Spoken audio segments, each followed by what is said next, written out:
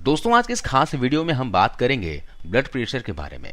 बहुत से व्यूवर्स हमसे पूछते हैं कि उन्हें ब्लड प्रेशर है, उनका बीपी हाई रहता है, वो गोलियां या फिर दवाइयां तो ले रहे हैं लेकिन उनका बीपी उतना कंट्रोल में नहीं रहता। तो इसके लिए आयुर्वेदिक दवाई या फिर आयुर्वेदिक नुस्खा कोई है तो बताइए। तो ये उनका सवाल रहता है।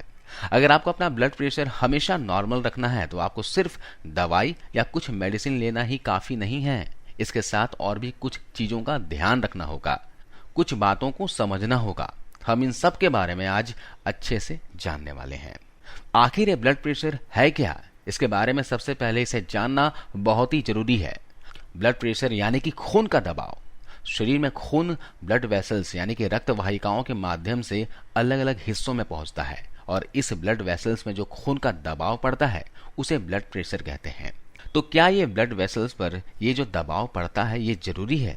अगर खून को ब्लड वेसल्स में आगे बढ़ना है तो दबाव, ये प्रेशर होना बहुत ही जरूरी है।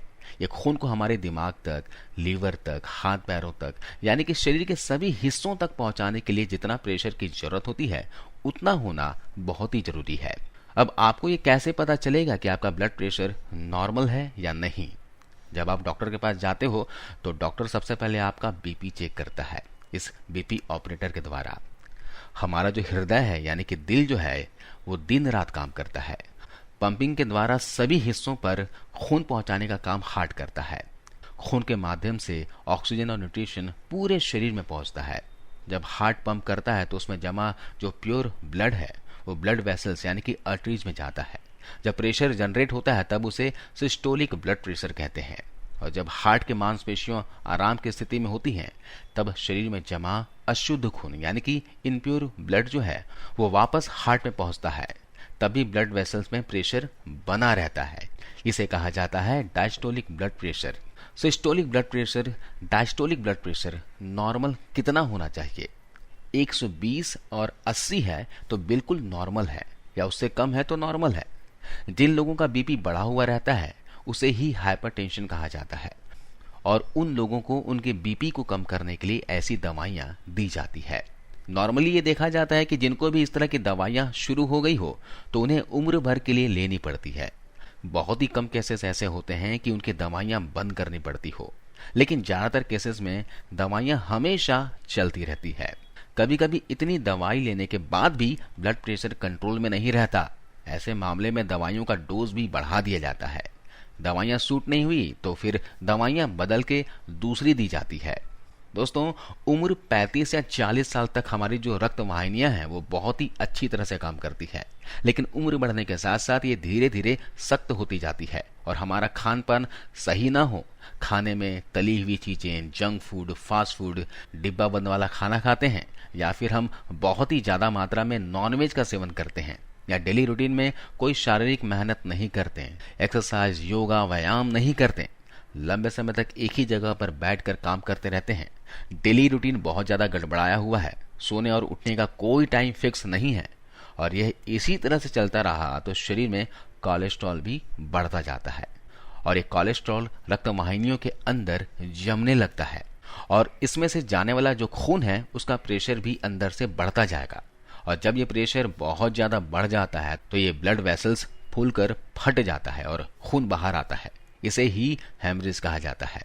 जैसे कि हम नॉर्मली सुनते हैं कि फलाना व्यक्ति को ब्रेन हेमरेज हो गया है।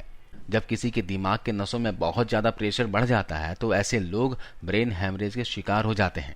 और अगर मान लो हार्ट को भी ब्लड सप्लाई नहीं हुआ तो उसे हार्ट अटैक भी कहा जाता है। जब शरीर में इस तरह की प्रॉब्लम होने लगती है तो तभी हम क्या करते हैं, अपने शरीर के बारे में सोचने लगते हैं और अपने खाने पीने की गलत आदतों को सुधारने लगते हैं, लाइफस्टाइल को सुधारने लगते हैं। तो क्यों ना हम शुरू से ही अपने शरीर के बारे में सोचें, इतना इंतजार क्यों करें? दोस्तों, इसके लिए आपको अपने लाइफस्टाइल को हेल्दी रखना होगा। सुबह जल्दी उठें, उठने के बाद प्राणायाम, योग, एक्सरसाइज करें। खाना हमेशा घर का बना हुआ खाएं, हल्का खाएं, रिफाइंड ऑयल का इस्तेमाल ना करें, खाने में सेंधा नमक का इस्तेमाल करें। इसके अलावा ब्लड प्रेशर के मरीजों को नमक कम खाने की सलाह दी जाती है और उन्हें नमक कम खाना चाहिए। ऐसा क्यों? क्योंकि नमक यानी कि सोडियम क्लोराइड, ये जो सोडियम है यह बॉडी में वाटर रिटेशन यानी कि शरीर में पानी को जमा करके रखता है इससे क्या होता है कि ब्लड वेसल्स में पानी का भी प्रेशर रहता है, इससे आपका ब्लड प्रेशर बढ़ता है, इसलिए नमक का इस्तेमाल कम करना चाहिए। तो यह हैं कुछ महत्वपूर्ण बातें जिनका ध्यान आपको जरूर रखना चाहिए। हेल्दी लाइफस्टाइल जरूर अपनाइए। चलिए अब जानते हैं कुछ ऐसी चीजों के बारे में जिन्हें आपको डेली रूटीन में डाइट में शामिल करना है। इसे आप डाइट में शामिल करते रहोगे तो ब्लड प्रेशर आपका नॉर्मल रहेगा। इसके अलावा मैं आपको होम रेमेडी के बारे में बताऊंगा जिसका उपयोग आपको 7 दिनों के लिए करना है। तो सबसे पहले जानते हैं उन आहारों के बारे में जो ब्लड प्रेशर को नॉर्मल रखते हैं। तो अपने डाइट में अनार को शामिल कीजिए। अनार में काफी मात्रा में एंटीऑक्सीडेंट होते हैं और एंटी इन्फ्लेमेटरी कंपाउंड मौजूद होते हैं जो आपके ब्लड प्रेशर को तेजी से कम करते हैं, आपके गुड कोलेस्ट्रॉल को बढ़ाते हैं और बैड कोलेस्ट्रॉल को घटाते हैं, और आपके नसों में जो गंदगी जमा हो गई है, नसों में जो ब्लॉकेज पैदा करने वाले कोलेस्ट्रॉल जमा हो गए हैं, फैट जमा हो गया है, उन्हें ये कम करते हैं।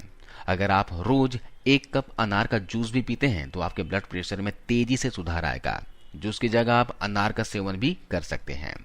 इसके अलावा डाइट में आप केला जरूर शामिल कीजिए। केले में बहुत ही कम मात्रा में सोडियम होता है जो हाई ब्लड प्रेशर में बिल्कुल भी वर्जित है, और पोटेशियम काफी ज्यादा होता है। जितना ज्यादा पोटेशियम आप खाएंगे, यानी जितना ज्यादा पोटेशियम आपके शरीर में जाएगा, उतना ज्यादा सोडियम आपके शरीर से बाहर निकलेगा। तो ब्लड प्रेशर को कम करने का तरीका है कि आप अपने शरीर से सोडियम की मात्रा कम करें, और ये केला बखूबी कर सकता है। 100 ग्राम केला में 358 मिलीग्राम पोटेशियम होता है। इतना इनफ है आपके शरीर में बढ़े हुए सोडियम के स्तर को कम करने के लिए। तो रोजाना 2 से 3 पके हुए केले जरूर खाएं। इसके अलावा चुकंदर डाइट में शामिल कीजिए। दोपहर के खाने में इसे सलाद के रूप में लीजिए या फिर इसका जूस भी पी सकते हैं।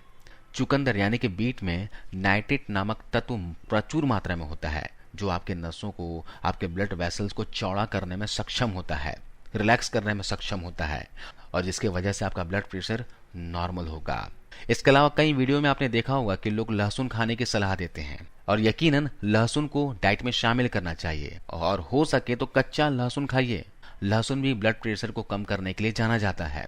लहसुन में एलिसिन नामक तत्व होता है और ये बहुत ही इंपॉर्टेंट तत्व है, ये आपके हाई ब्लड प्रेशर को कम करेगा। इसके अलावा लहसुन में भी ऐसे तत्व पाए जाते हैं जो आपके ब्लड वेसल्स को चौड़ा करते हैं, इससे आपका ब्लड प्रेशर कम होता है। इसके अलावा दोस्तों ऐसी सब्जियां खाएं जिनमें पोटेशियम की मात्रा काफी अच्छी हो। इसके लिए आप पालक खा सकते हैं। पालक में पोटेशियम, फोलेट और मैग्नीशियम होता है, और तीनों ही तत्व ऐसे हैं जो आपके ब्लड प्रेशर को कम करने में सक्षम होते हैं। इसलिए आप पालक को दैनिक आहार में शामिल कर लीजिए।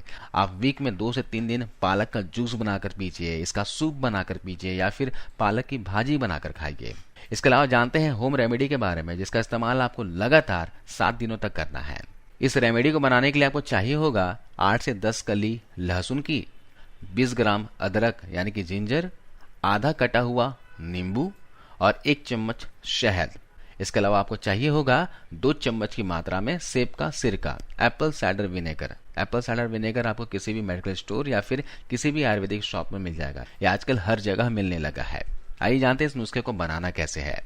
दोस्तों इस नुस्खे को तैयार करने के लिए सबसे पहले लहसुन और अदरक को छोटे छोटे टुकड़ों में काट लें और इसे हमाम दस्ते में कूट लें और दोनों को आपस में मिला लें।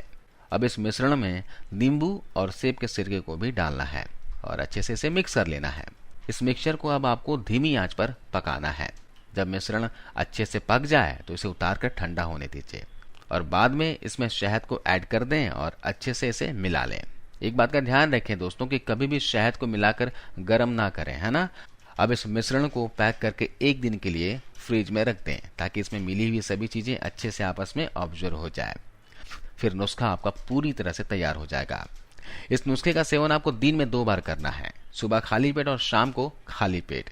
सुबह सुबह खाली पेट 1 चम्मच इस मिश्रण का लीजिए और ऊपर से 1 गिलास गुनगुना पानी पी लीजिए और इसे लेने के 15 से 20 मिनट के बाद ही कुछ खाएं या पिएं। और शाम को आपको इसी तरह 4 से 5 बजे के आसपास 1 चम्मच इस मिश्रण का और 1 कप गुनगुना पानी लेना है और ऐसा दिन में 2 बार लगातार आपको 7 दिनों तक करना है। इससे आपको हाई ब्लड प्रेशर और कोलेस्ट्रॉल की प्रॉब्लम में फायदा मिलेगा। इसके अलावा भी आयुर्वेद में एक उपाय और बताया गया है जो बहुत ही इफेक्टिव है।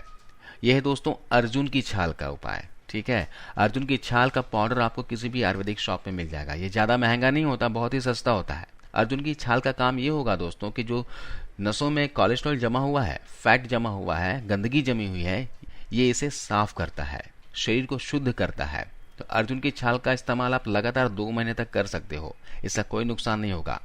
आप अर्जुन की छाल का पाउडर इस तरह का मिलेगा, आप ले आइए और रोजाना 1 चम्मच की मात्रा में गुनगुने पानी के साथ या फिर गुनगुने दूध के साथ ले सकते हैं। आप दिन में 1 बार इसका सेवन जरूर करें। खाना खाने के 1 घंटे पहले ले सकते हो या फिर रात को सोने से पहले दूध के साथ ले सकते हो। लेकिन दूध भी आपको पीना है तो फैट फ्री दूध पीना है, लो फैट दूध पीना है, गाय का दूध पीजिए। तो दोस्तों, इस तरह से आप अपने हाई बीपी को हमेशा के लिए कंट्रोल कर सकते हो और आपकी जो दवाइयाँ चल रही है ये धीरे धीरे आपकी दवाइयाँ छूट जाएगी। तो आज की इस वीडियो में बस इतना ही दोस्तों। वीडियो ये जानकारी अच्छी लगी हो तो इसे अपने दोस्तों के साथ, परिवार के सदस्यों के साथ शेयर कीजिए। आपको इस वीडियो को देखने के लिए बहुत बहुत धन्यवाद, शुक्रिया, थैंक यू।